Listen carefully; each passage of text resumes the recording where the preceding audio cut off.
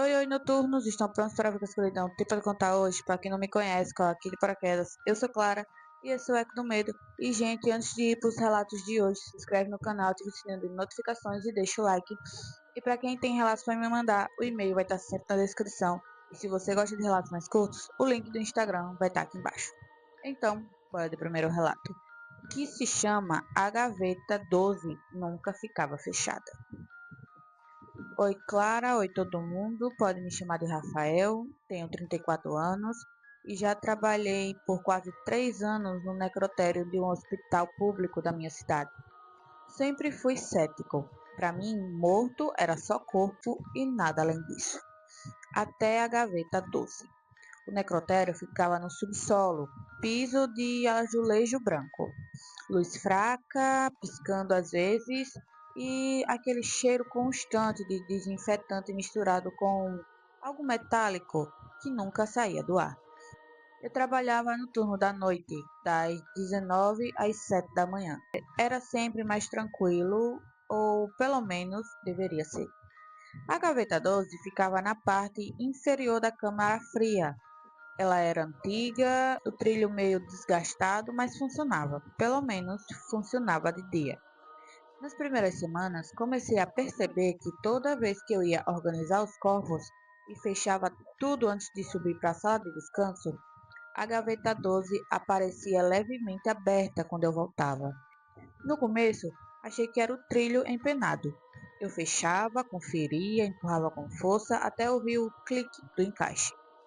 2 horas depois, aberta de novo, uns 3 centímetros, sempre igual. Comecei a testar. Coloquei fita adesiva discreta na lateral. Quando eu voltava, a fita estava rasgada. Culpei o metal dilatando com frio. Até que, numa madrugada de terça-feira, deu entrada um corpo de um homem encontrado na rua. Sem documentos, sem identificação, aparentava ter uns 50 anos. O detalhe que me chamou a atenção, ele tinha um corte profundo na lateral do pescoço. Coloquei ele na gaveta 12. Às 2h17 da manhã, eu estava na salinha do café quando eu ouvi um barulho seco, como metal arrastando. Desci achando que poderia ser o compresso da câmara fria e a porta estava fechada. Mas quando eu abri, a gaveta 12 estava totalmente fora, não 3 centímetros, totalmente aberta, e o corpo estava um pouco deslocado, como se alguém tivesse puxado pelos ombros, e eu senti o frio subindo a minha espinha. Me aproximei devagar, então eu vi. Os olhos do homem estavam abertos, só que eu tinha fechado.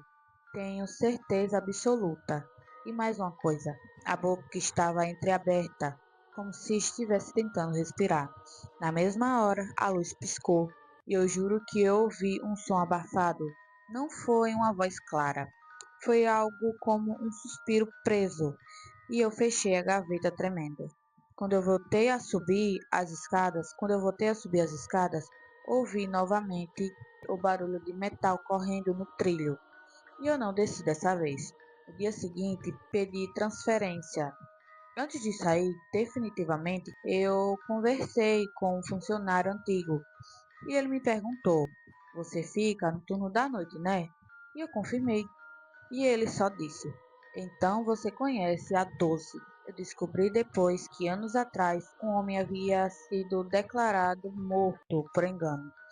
Ele acordou dentro da câmara fria, na gaveta 12, e ninguém o ouviu.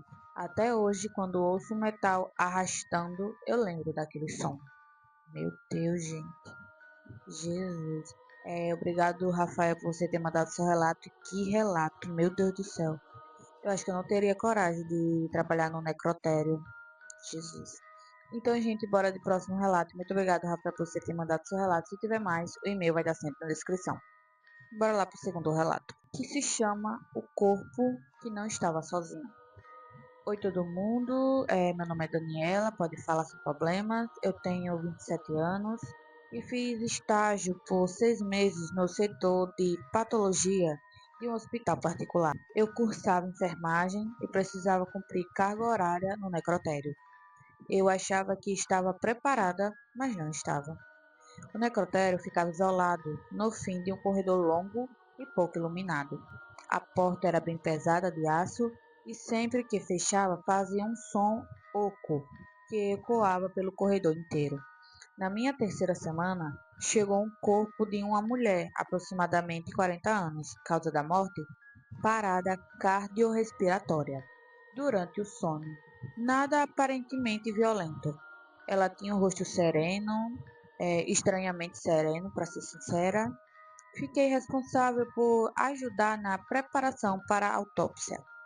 Era o turno da noite e só estava eu e o doutor responsável.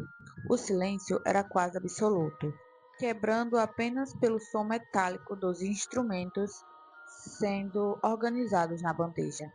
Quando começamos o procedimento, algo me incomodou. Eu tinha a sensação de que havia mais uma pessoa na sala, e não era o médico. Era mais era como se alguém estivesse ali, só observando.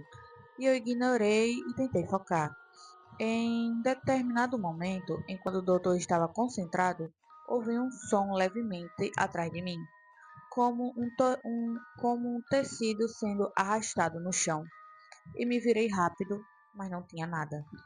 Mas o ar estava mais frio, muito mais frio. E eu continuei ajudando, mas comecei a perceber algo estranho no corpo da mulher. A mão direita da mulher estava levemente fechada, e eu tinha certeza que estava relaxada quando colocamos sobre a mesa. Chamei o doutor e ele disse que era contração muscular, pós-morte, tudo normal. Tentei abrir a mão dela e foi difícil. Quando finalmente conseguimos, tinha algo dentro. Um fio de cabelo longo e preto. Mas a mulher tinha um cabelo castanho claro. O médico franziu a testa e disse que poderia ser contaminação. Eu queria acreditar, mas naquele momento senti algo encostar levemente nas minhas costas. E não foi imaginação. Foi como a ponta de dedos frios e eu me virei bruscamente. A porta da sala estava fechada, trancada por dentro, e eu virei os olhos para a mesa e congelei. A cabeça da mulher estava levemente virada em minha direção, mas antes estava reta. O doutor também percebeu e ficamos em silêncio. Ele se aproximou para ajustar e então aconteceu. A boca dela se abriu devagar. Não foi espasmo, foi lento, controlado. E um som saiu. Não era palavras, era um sussurro arranhado, como o ar passando por algo que não deveria mais funcionar. O doutor largou, o doutor largou os instrumentos e eu senti minhas pernas falharem. As luzes piscaram e foi por um segundo, eu juro, eu vi atrás da mesa, perto da parede, a sombra de outra mulher, mais alta, com cabelos escuros, imóvel, como se estivesse esperando. Quando as luzes estabeleceram, não havia mais nada, e a boca da mulher estava fechada novamente, a cabeça reta, mas o fio preto tinha desaparecido da bandeja. O doutor encerrou o procedimento naquela noite. No relatório constava apenas interrupções por falha elétrica. Eu pedi para sair do estágio 2 semanas depois. Nunca mais consegui, nunca mais consegui entrar em uma sala fria sem lembrar daquela sensação. Porque naquela noite eu tinha certeza absoluta, aquela mulher não estava sozinha na mesa. Meu Deus do céu. Jesus. Muito obrigada, Daniela, por você ter mandado o seu relato. E que relato, meu Deus. Eu acho que esse negócio de necrotério, corpo, sempre vai deixar a gente muito curioso. Então, muito obrigada, Daniela. Se você tiver mais, pode mandar aqui pro canal que vai aparecer sim. E então, bora de próximo relato. E o próximo relato se chama O Telefone que Tocava para os Mortos. Oi, Clara, meu nome é Marcelo, pode falar.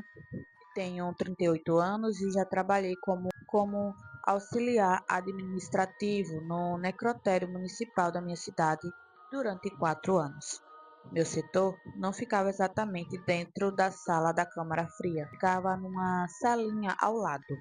onde havia um computador antigo, uma mesa de metal e um telefone fixo, daqueles com fio enrolado.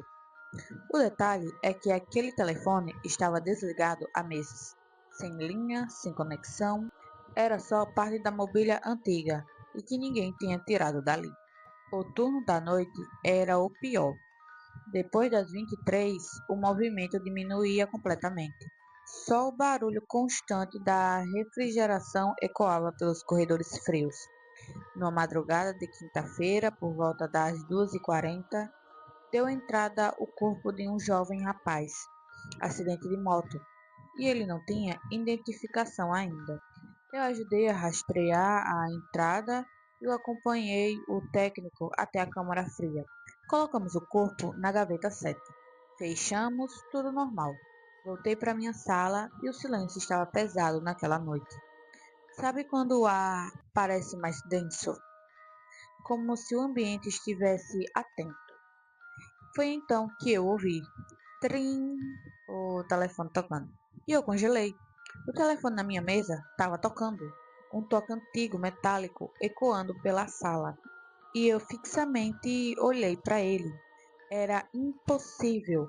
Eu mesmo já tinha testado semanas antes e não havia linha. E o toque parou. Meu coração estava acelerado. E eu fiquei olhando por alguns segundos, esperando tocar novamente. E tocou. Trim! Dessa vez mais longo. Minha primeira reação foi achar que era algum curto interno. Peguei o telefone com a mão suando. Alô? Silêncio na linha. Mas não era um silêncio vazio, era aquele tipo de silêncio com uma respiração muito leve, como como alguém do outro lado escutando. Como alguém do outro lado escutando. E eu falei novamente: Alô? E então ouvi algo, um som fraco arrastando, como alguém tentando falar com a garganta cheia de líquido. E meu estômago virou e eu desliguei. O telefone ficou mudo. Fiquei sentado tentando raciocinar o que aconteceu. 5 minutos depois, ouvi outro som, mas não era o telefone, era metal. Metal deslizando, vindo da sala das câmaras frias. Eu não iria. Eu não iria. Eu não iria. Jamais. Acabei de receber uma ligação pelo telefone que não tem linha. Eu não iria. Você iria? Eu não iria. Deus me livre. Levantei devagar. O corredor parecia mais longo que nunca. Abri a porta da câmara fria e a gaveta 7 estava totalmente aberta. Eu voltava correndo. Meu Deus do céu. O corpo do rapaz estava levemente inclinado para frente, como se tivesse sido puxado. E o pior, a mão direita dele estava estendida para fora da gaveta. Eu voltaria correndo e pediria demissão na hora. Não, Deus me livre. Na, posi na posição exata de quem segura um telefone. Oh, tu é doida? E eu senti o sangue sumir do meu rosto. Corri até ele para empurrá-lo de volta. Quando toquei na mão, ela estava morna, não fria como deveria estar. Eu perguntava: Fih, você tá bem? Você tá vivo? Se ele dissesse sim, aí eu subiria correndo. Deus me livre. Um cara, um jovem, vamos raciocinar aqui. Um jovem morreu num acidente de moto e você coloca ele na câmara fria, ele tá morto. Então, do porquê que a mão dele tá morna e eu não iria. Oh, eu não iria. Mas bora voltar aqui. Eu fechei a gaveta com força, voltei para minha sala e o telefone estava fora do gancho. Eu não iria mais. Voltaria correndo para cima. E eu tenho certeza absoluta que tinha deixado no lugar. Olha, e eu coloquei no gancho de novo. Ele não tocou mais naquela noite. No dia seguinte, pedi demissão. Ah, tá. Ah, tá. Achei que você tinha dito. Achei que você ia dizer. Semanas depois eu pedi demissão. Deus me livre. É, bora voltar, gente. Sem explicação formal. Meses depois, encontrei um antigo colega que ainda trabalhava lá. Perguntei se o telefone ainda tocava, perguntei se o telefone ainda ficava na sala e ele respondeu: Que telefone? Meu Deus do céu, gente! Disse que aquela mesa nunca teve telefone nenhum. Como assim? Até hoje, quando escuto um telefone tocar no meio da madrugada, eu lembro da mão morna segurando o vazio. Meu Deus do céu. Gente, não tinha telefone. Não, mas... Meu Deus do céu. É, Marcelo. Seu relato me deixou chocada. Gente. Marcelo, se tiver mais relatos, por favor, manda. Meu Deus do céu. Muito obrigado por você ter mandado seu relato, Marcelo. Que relato, meu Deus. Fiquei pasma. Gente, bora pro próximo relato, porque senão eu vou ficar falando só do de Marcelo. Gente, Marcelo, você superou. Mas bora pro próximo relato, que se chama A Câmara que Filmou o que Ninguém Viu. Gente, espera só um pouquinho que eu vou beber água.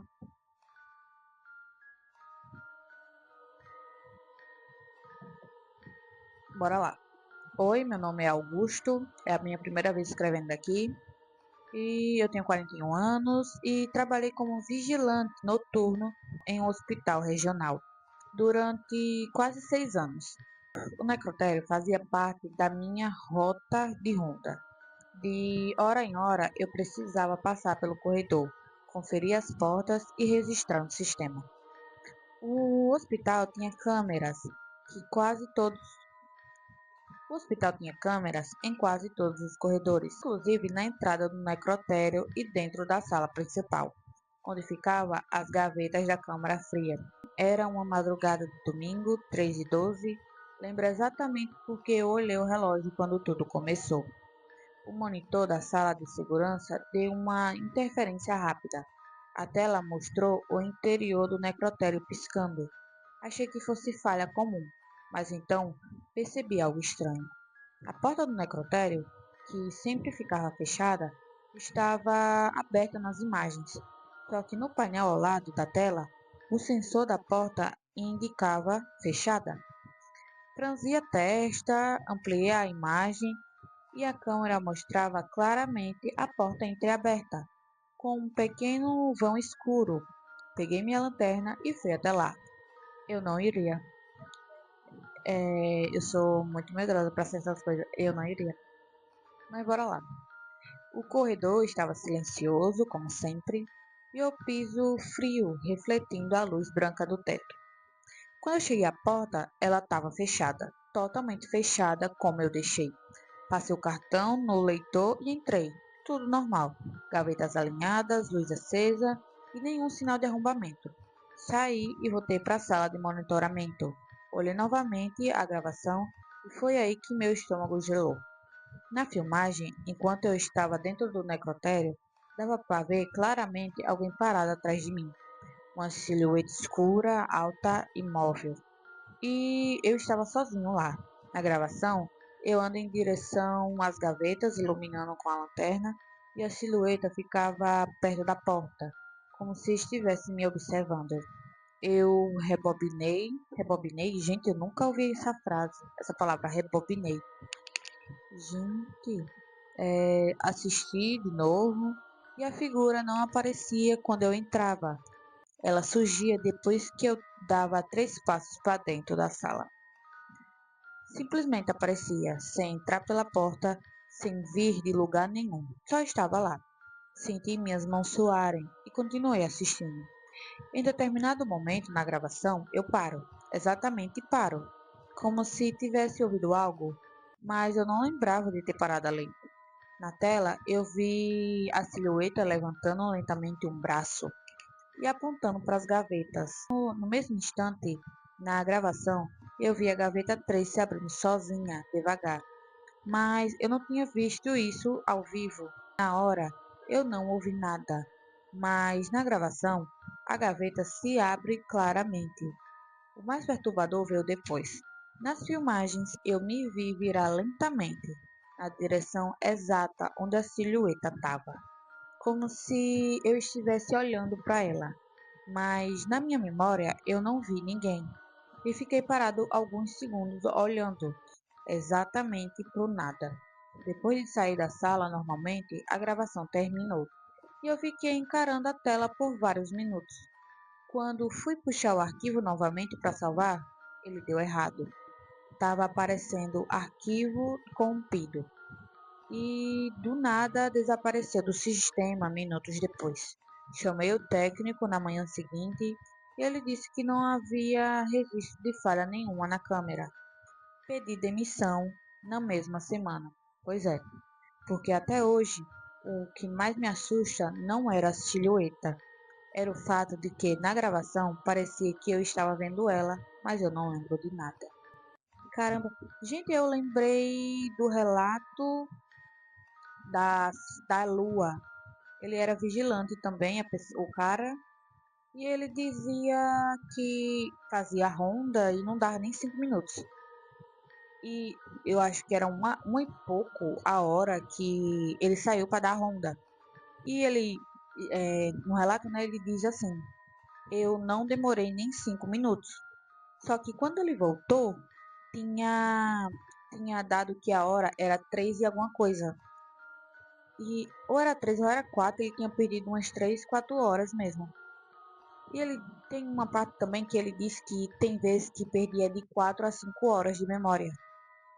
E é bem dizer quase a mesma coisa. Tipo, ele no relato lá da Lua, o cara disse que fazia ronda normal, mas quando via nas gravações, ele ficava olhando para a Lua. E ele disse que também viu a silhueta, igual esse aqui. Esse aqui ele vê a silhueta só na gravação. E que também perdeu, entre aspas, a memória, por não lembrar do que aconteceu dentro da Câmara Fria. Gente passada. Então, Augusto, muito obrigado por você ter mandado seu relato. Se tiver mais, pode mandar que vai aparecer aqui. E bora de último relato, que se chama A Etiqueta com o Meu Nome. Meu Deus do céu. Oi, Clara. Oi, todo mundo do canal. E oi para os seus gatinhos também, Clara. Eu tenho 29 anos e trabalhei como auxiliar de identificação no necrotério de um hospital da, de um hospital da universidade. Minha função era simples: conferir documentação, preencher etiquetas com nome, data e número de registro e prender no pulso ou no tornozelo do corpo antes de ir para a câmara fria. Tudo extremamente técnico e organizado, sem espaço para erro. E era uma sexta-feira, fim de plantão noturno. Era 4h55 da manhã, aquele horário em que o corpo estava exausto e a mente começava a falhar. Tínhamos recebido 3 corpos naquela madrugada. Conferi todos, revisei nomes, datas, registro e coloquei em cada etiqueta cuidadosamente. E antes de encerrar o turno, sempre fazia uma última checagem nas gavetas. Abri a gaveta 2, etiqueta correta. Abri a 5, tudo certo. Quando eu puxei a 8, senti algo estranho antes mesmo de olhar. O ar parecia mais pesado. Olhei para o pulso do corpo e a etiqueta não estava com o nome que eu tinha colocado. Estava escrito Juliana Ferreira. A data, a do dia seguinte, e meu nome completo. E eu senti que meu chão sumiu. Pensei que era brincadeira, mas ninguém mexia ali. O acesso era restrito e minha primeira reação foi olhar o corpo. E era um homem, cerca de 60 anos, nada a ver comigo. Minhas mãos começaram a tremer. Arranquei a etiqueta, virei para olhar outra face e às vezes imprimimos frente e verso. No verso estava o número da minha chácara e eu sabia aquele número de cabeça. Trabalhava ali há anos. Meu coração disparou tão forte que eu ouvi nos ouvidos. Corri até a sala de administração para conferir o sistema e o registro da gaveta 8 estava correto no computador. Nome masculino, dados certos e nenhuma alteração. Voltei correndo e a etiqueta que eu tinha arrancado não estava mais nas minhas mãos. Eu tinha certeza de que estava segurando, mas não estava. Olhei novamente para o pulso do corpo e a etiqueta original estava lá, com o nome correto do homem, sem sinal de troca. E eu comecei a duvidar da minha própria sanidade. Encostei na bancada e tentei respirar. Foi então que eu ouvi um som seco vindo atrás de mim. Virei devagar e a gaveta 6 estava levemente aberta. Não tinha aberto o 6, Me aproximei, puxei, e o corpo dentro era de uma mulher mais jovem. A etiqueta dela estava perfeitamente presa no pulso. Eu me inclinei para ler e o nome estava parcialmente borrado pela umidade, mas dava para ler o sobrenome, Ferreira. E eu senti um arrepio subir pela minha espinha inteira. A data da etiqueta dela era o dia seguinte também. Eu fechei a gaveta imediatamente e saí do necrotério sem fazer o relatório. Na manhã seguinte, liguei dizendo que não votaria mais. Nunca contei oficialmente o motivo. E até hoje, toda vez que eu vejo meu nome escrito em alguma etiqueta ou lista, lembro da sensação daquela madrugada por alguns segundos. E eu tinha absoluta certeza que o necrotério já estava esperando por mim.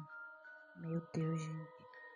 Imagina você trabalhar no necrotério, onde só tem corpo. Você vai conferir, tá lá seu nome. Jesus amado. Muito obrigada, Juliana, por você ter mandado seu relato. Se tiver mais, o e-mail tá na descrição, pode mandar que vai aparecer aqui no canal. E muito obrigada a todos que ficaram até o final e obrigada a você por ter mandado seu relato.